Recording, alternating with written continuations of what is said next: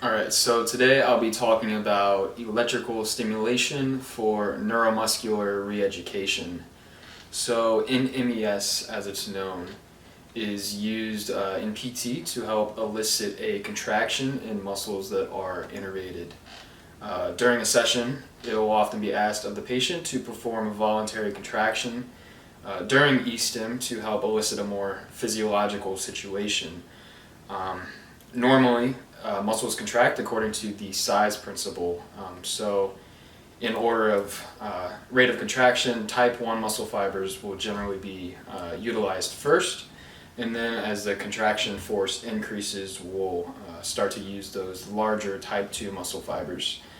Generally, these are the first ones to go or deteriorate when we stop using our muscles, so in instances of injuries and we start to see muscle atrophy. Contrary to the size principle though, E-stim works in the opposite direction, so they'll contract the type 2 muscle fibers first to help combat this, and this can be used to help strengthen muscles through the overload principle. So a higher force of contraction will elicit greater force, and therefore we'll get strengthening. So some contraindications to NEMES include a cardiac pacemaker, an implanted defibrillator, if the patient has any sort of unstable arrhythmias or heart rates, over venous or arterial thromboses, and then also if the patient is a female and they're pregnant, you don't want to perform it over the abdomen. Some precautions include over any sort of open wound or skin irritation, any sort of malignancy or cancer of any type, and then if the patient has impaired sensation or mentation. So the parameters for the E-stim machine will include the amplitude will need to be anywhere between greater than 10% to 50% of maximum voluntary isometric contraction of the uninjured limb. The frequency will need to be at least 35 pulses per second to elicit muscle tetanus, but generally during the session this will range anywhere from 50 to 80 to even 100 pulses per second.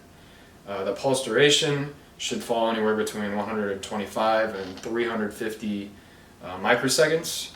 The greater the pulse duration, the greater the subsequent contraction from the muscle. And then finally, on-off times will follow a ratio of usually 1 to 5 to avoid muscle fatigue, or 1 to 1 if your goal is muscle pumping. In terms of the application of the modality, we'll prepare the patient by explaining to them the procedure in layman's terms. We'll then remove all metal and clothing from the target or treatment area, and then we'll inspect the skin before proceeding. So we'll be using a bipolar technique, meaning one electrode from the E-stim machine will be placed over the motor point, and then the other will be placed over the target muscle. Make sure that it's parallel with the muscle fibers to allow for propagation of the action potential. And then patient positioning is important, so we'll have the patient, the target joint in mid-range to allow for the optimal isometric or isotonic contraction to occur.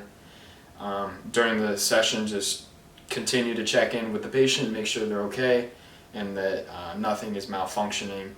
And then other treatment considerations may include specific TheraX or TheraAct for the affected musculature to help train it in more functional ways. We may include patient education through the use of visual or biofeedback to help drive intrinsic and extrinsic feedback for the patient. And then finally, specificity and repetition will be important and necessary to help drive neuroplastic changes that need to occur to help regain function of the muscle.